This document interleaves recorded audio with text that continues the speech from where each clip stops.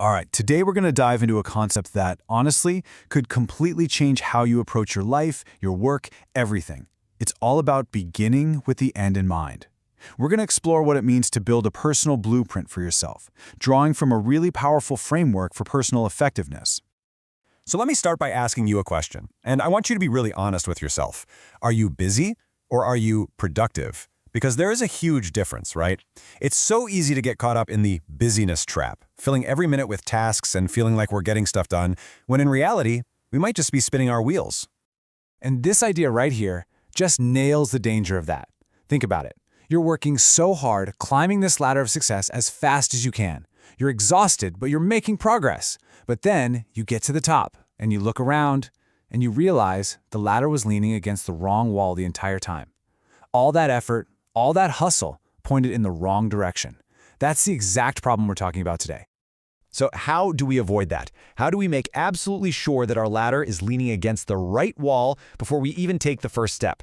Well, it all comes down to creating your own inner blueprint. Let's really dig into the power of designing your future first.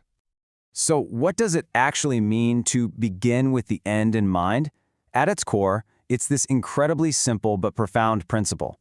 Everything is created twice. First, there's the mental creation, and then there's the physical creation. Think about building a house. Before anyone hammers a single nail, there's a detailed blueprint, right? That's the mental creation. The house is built in the mind and on paper long before it exists in the real world. Your life works the exact same way. And here's what happens if you skip that mental creation step. If you don't have a clear destination of your own, you'll inevitably just end up following someone else's map. You start chasing their goals, adopting their values, living by their definition of success. And a lot of the time, you don't even realize it's happening. You basically hand over the steering wheel of your own life. This brings us to a really crucial difference between leadership and management. See, management is all about efficiency, doing things right. It asks, how can I climb this ladder faster? But leadership is about effectiveness. It's about doing the right things. Leadership steps back and asks the most important question first. Is this even the right wall? This whole habit, begin with the end in mind, is about putting personal leadership first. Figure out where you're going, then figure out how to get there efficiently. This quote from Oliver Wendell Holmes just captures the spirit of this so perfectly. What lies behind us and what lies before us are tiny matters compared to what lies within us. It's such a powerful reminder that your past doesn't have to define you, and the future isn't some scary unknown. The real power is in the clarity you can find inside yourself, right now. That's where your blueprint comes from. Okay, so the theory makes sense, right? We get the what and the why. But how do we actually do this? How do we take this big idea and make it real in our own lives? Well, let's break it down into 3 practical steps that can take you from just an idea to real concrete action.